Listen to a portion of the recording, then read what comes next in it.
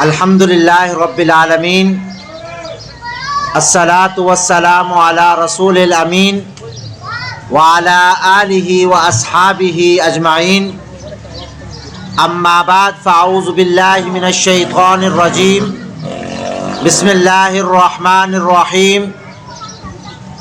یا ایہا الذین آمنوا کتب علیکم الصیام کما کتب علی الذین من قبلکم لعلکم تتقون۔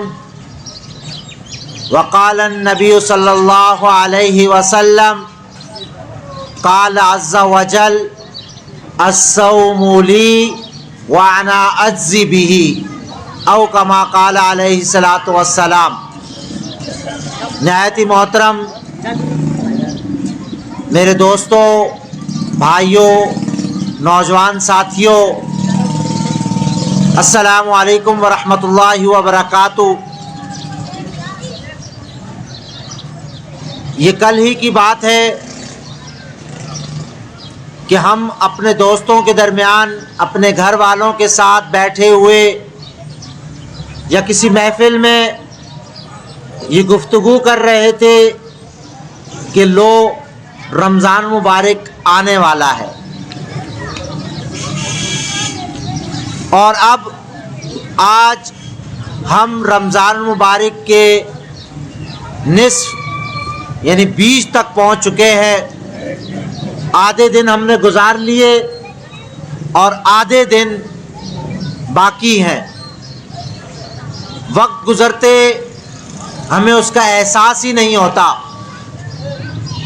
قرآن مجید کی جو آیت کریمہ میں نے آپ کے سامنے تلاوت کی، اس آیت کے اندر اللہ تبارک و تعالیٰ نے روزے کی فرضیت ہمارے اوپر جو کی وہ بتائی، اور اس سے اگلی آیات کے اندر اللہ تبارک و تعالیٰ نے روزے کے احکامات کا ذکر کیا ہے، اور روزے کے احکامات کو ذکر کرتے ہوئے اللہ رب العزت فرما رہے ہیں کہ ایام معدودات، یہ گنتی کے ہی تو چند دن ہیں۔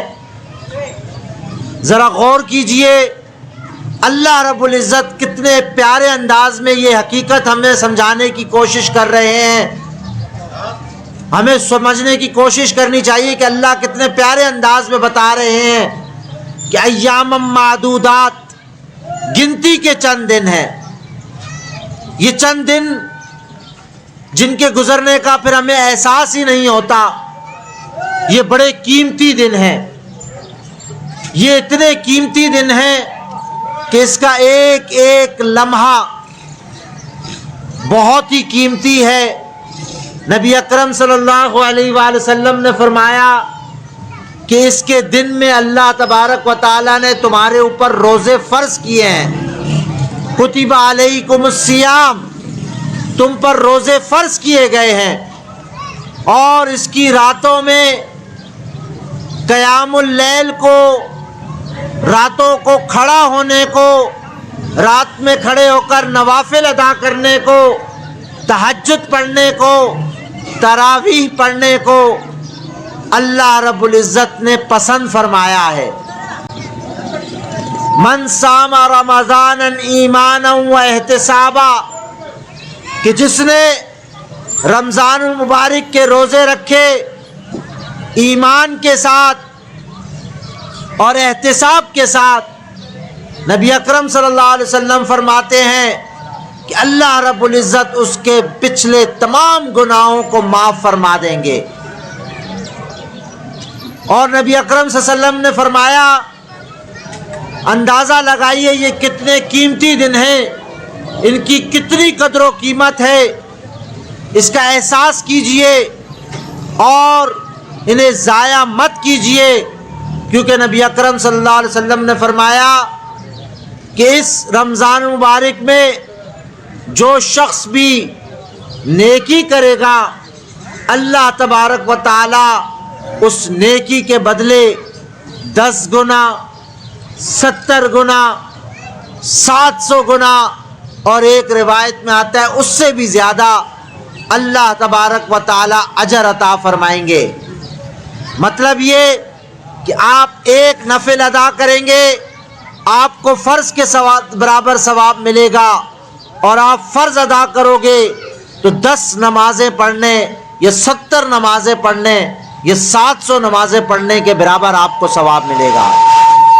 لہٰذا اس رمضان مبارک میں جو 15 دن باقی رہ گئے ہیں ان میں اس بات کا اہتمام کیجئے کہ آپ نے روزے بھی رکھنے ہیں، آپ نے نمازیں بھی باجماعت ادا کرنی ہیں، آپ نے قرآن مجید کی تلاوت بھی کرنی ہے۔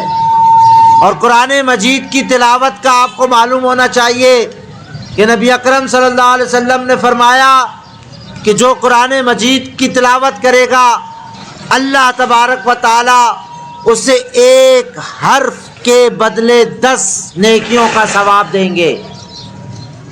اور آپ صلی اللہ علیہ وسلم نے فرمایا کہ الف لام میم ایک حرف نہیں ہے، الف ایک حرف ہے، لام ایک حرف ہے، میم ایک حرف ہے، یعنی جس شخص نے الف لام میم کہا اللہ تبارک و تعالی اسے 30 نیکیاں عطا فرمائیں گے۔ اور یہ 30 نیکیاں الف لام میم عام دنوں میں کہنے پر آپ کو ملیں گی، رمضان مبارک میں اگر آپ کہیں گے تو یہ 300 بھی ہو سکتی ہیں اور یہ 21,000 بھی ہو سکتی ہیں اور یہ 21 لاکھ بھی ہو سکتی ہیں، اس حدیث کے مطابق کہ جس میں آپ صلی اللہ علیہ وسلم نے فرمایا کہ 10 اور 70 اور 700 گنا، تو 21 لاکھ نیکیوں کے برابر آپ کو اللہ تبارک و تعالی صرف ایک لفظ کی تلاوت کرنے پر آپ کو مل رہا ہے۔ تو یہ نیکیوں کا موسم بہار ہے، یہ سیل ہے، سیل لگی ہوئی ہے، آپ کو چاہیے کہ آگے بڑھیے۔ اور پھر نبی اکرم صلی اللہ علیہ وسلم نے فرمایا کہ اسی رمضان مبارک میں اس کی آخری راتوں میں، طاق راتوں میں، وہ رات بھی ہے جس کے بارے میں اللہ تبارک و تعالی نے فرمایا کہ انا انزلناہ فی لیلۃ القدر وما ادراک ما لیلۃ القدر لیلۃ القدر خیر من الف شہر، یہ وہ رات ہے جو 1000 مہینوں سے بہتر ہے۔ اس رات فرشتے آتے ہیں، روح الملائک آتے ہیں اللہ کے حکم سے، سلام ہی حتی مطلع الفجر، یہ رات پوری کی پوری سلامتی والی ہے یہاں تک کہ فجر طلوع ہو جائے۔ میرے دوستوں اور میرے بھائیوں، یہ تو رمضان کی اہمیت تھی، یہ تو رمضان کے روزوں کی اہمیت تھی، لیکن میں آپ کو بتانا چاہتا ہوں کہ اس رمضان مبارک میں اللہ رب العزت کتنی رحمتیں نازل عطا کرتا ہے۔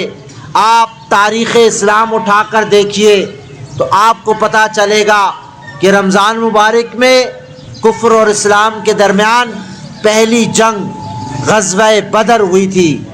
غزوہ بدر اور فتح بدر بھی رمضان مبارک میں ہوا۔ اسی رمضان مبارک میں اللہ تبارک و تعالیٰ نے فتح مکہ سے سرفراز کیا۔ فتح مکہ بھی رمضان المبارک میں مسلمانوں کو نصیب ہوا۔ اسی رمضان مبارک میں جو ہے وہ سندھ فتح ہوتا ہے۔ اسی رمضان مبارک میں محمد بن قاسم اس پورے بر صغیر کے اندر اسلام لے کر آتا ہے، اور اسی رمضان مبارک کی طاق رات تھی، 27ویں شب تھی، لیلۃ القدر تھی۔ اللہ تبارک و تعالیٰ نے آپ کو اور مجھے پاکستان کی نعمت سے نوازا تھا، پاکستان آزاد ہوا تھا 14 اگست 1947 کو، 27 رمضان مبارک کی رات تھی۔ یہ کوئی اتفاقات نہیں ہوتے، یہ میرا رب جو پوری کائنات کا خالق ہے اور اس نے اس کائنات کی تخلیق ایک منصوبے کے تحت کی ہے، خاص مقصد کے لیے طے کیا ہے۔ یہ کوئی حادثاتی واقعات نہیں ہیں، یہ سب کے سب طے شدہ منصوبے کے جو ہے واقعات ہیں۔ یہ وجہ یہ ہے کہ یہ رمضان مبارک اللہ تبارک و تعالیٰ نے مجھے اور آپ کو اس لیے عطا فرمایا، اس رمضان مبارک میں یہ پاکستان عطا کیا کہ یہ پاکستان اسلام کے نام پر بنا، یہ پاکستان نبی اکرم صلی اللہ علیہ وسلم کی شریعت نافذ کرنے کے لیے بنا، یہ پاکستان قرآن کے نظام کو نافذ کرنے کے لیے بنا۔ لیکن 70-75 سال گزر چکے ہیں، لیکن آج تک یہاں پر شریعت محمدیہ نافذ نہیں ہو سکی، آج تک یہاں پر اسلامی حکومت نہیں آ سکی، یہاں آج تک ہم پاکستان کو مدینہ کی ریاست نہیں بنا سکے۔ ہمارے حکمرانوں نے مدینہ کی ریاست کا نعرہ تو ضرور لگایا، لیکن عملی طور پر ریاست مدینہ والا ایک کام بھی نہیں کیا اور انہیں اقتدار سے باہر جانا پڑا۔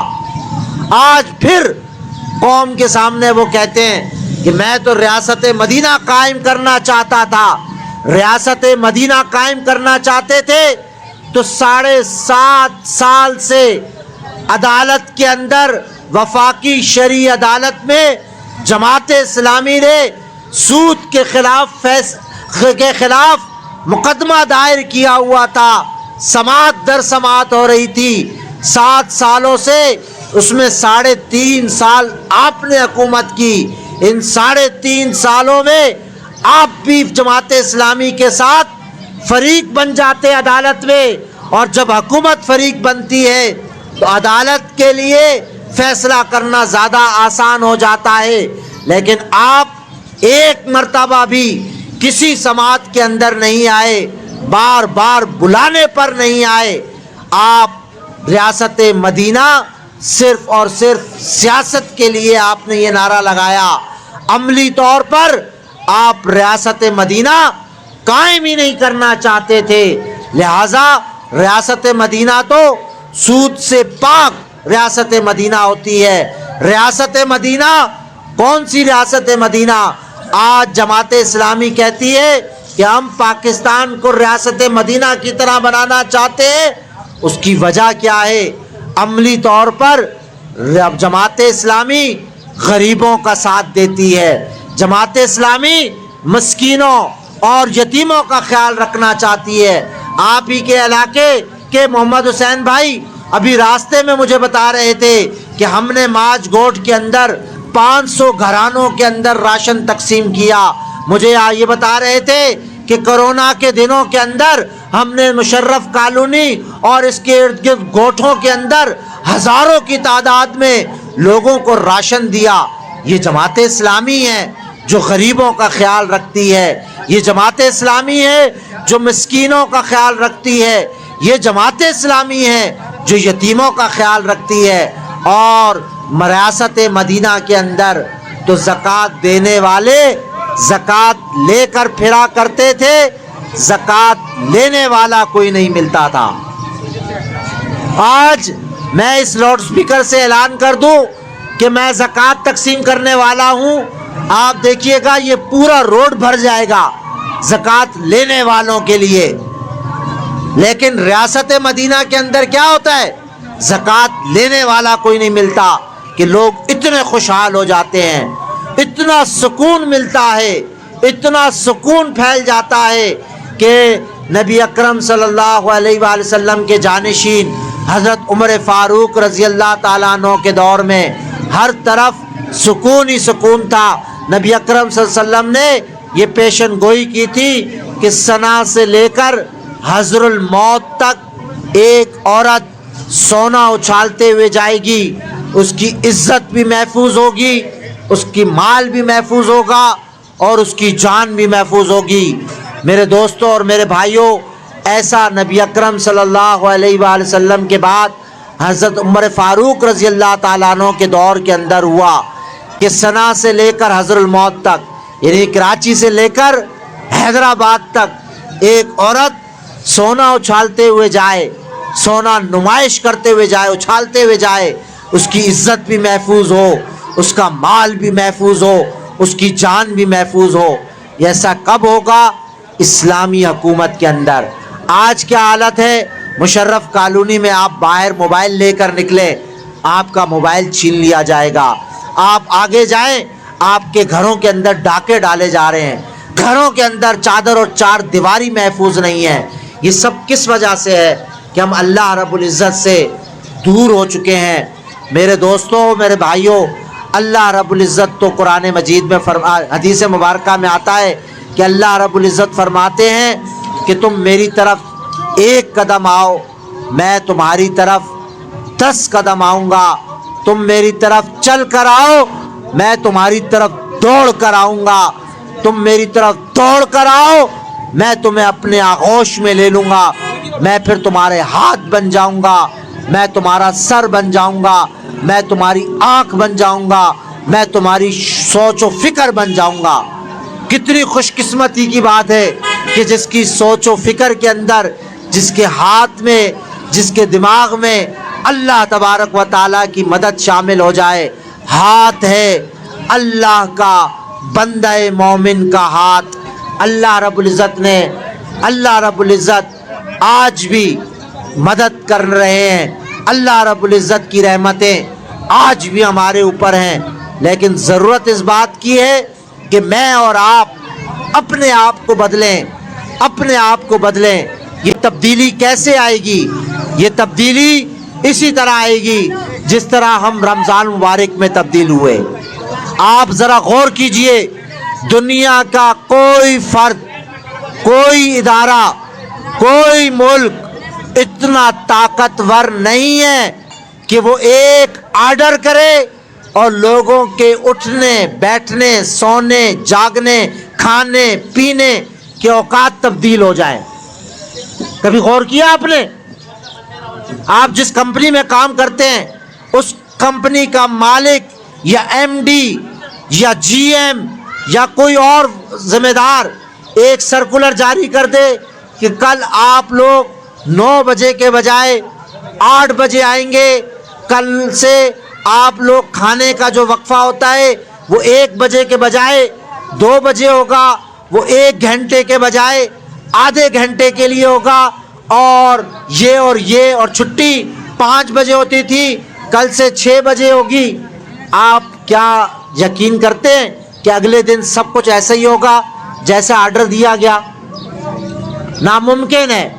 احتجاج کریں گے، آواز بلند کریں گے، اور یا پھر اگر احتجاج نہیں کریں گے تو اپنی مرضی چلائیں گے، یا اگر آپ چاہیں گے بھی کہ آپ وقت پہ آئیں اور وقت پہ جائیں اور آدھے گھنٹے میں کھانا کھا لیں، آپ عادی ہوئے ہیں، ایسا ممکن نہیں ہوگا۔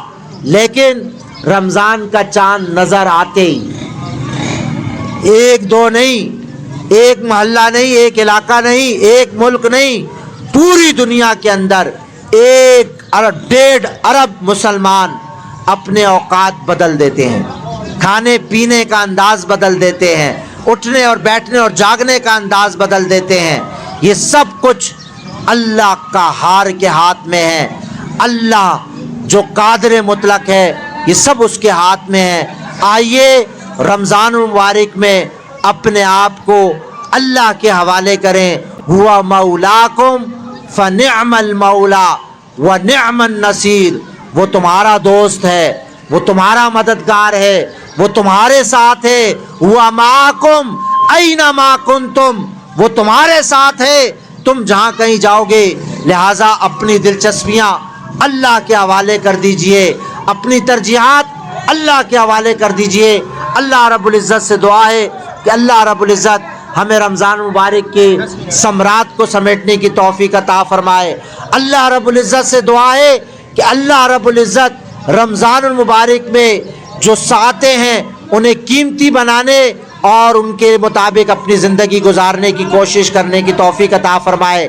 میرے دوستوں اور میرے بھائیوں، آئیے اپنے رب سے یہ عہد بھی کرتے ہیں، یہ وعدہ بھی کرتے ہیں، اور اس سے یہ دعا بھی مانگتے ہیں کہ اے اللہ، ہم وعدہ کرتے ہیں کہ آج کے بعد ہم تیری وفاداری کریں گے۔ سب مل کر میرے ساتھ یہ کہیں، اے اللہ، ہم وعدہ کرتے ہیں کہ ہم تیرے وفادار رہیں گے۔ اے اللہ، ہم وعدہ کرتے ہیں کہ ہم تیرے بندوں کا ساتھ دیں گے۔ اے اللہ میری دلچسپیاں، میری تگودو، میرا جاگنا، میری دوستیاں، میری دشمنیاں تیرے لیے ہے۔ ان الصلاتی و نسکی و محیایا و مماتی للہ رب العالمین۔ کہو میرا جینا، میرا مرنا، میری نماز، میری قربانی سب اللہ رب العالمین کے لیے ہے۔ اللہ رب العزت سے دعا ہے کہ اللہ رب العزت ہمارا یہاں بیٹھنا قبول فرمائے۔ جن لوگوں نے انتظامات کیے ہیں اللہ تبارک و تعالی ان کے مال کے اندر برکت عطا فرمائے، اور اللہ تبارک و تعالی اس علاقے پر خاص کرم کرتے ہوئے اس کے اندر ایسے نمائندوں کو منتخب فرمائے جو خدا ترس بھی ہوں، جو خدا کے سامنے جواب دہی کا احساس بھی رکھتے ہوں، جو امانت دار بھی ہوں، دیانت دار بھی ہوں۔ اقول قولی ھذا استغفر اللہ لی ولکم ولسائر المسلمین۔ السلام علیکم ورحمۃ اللہ وبرکاتہ۔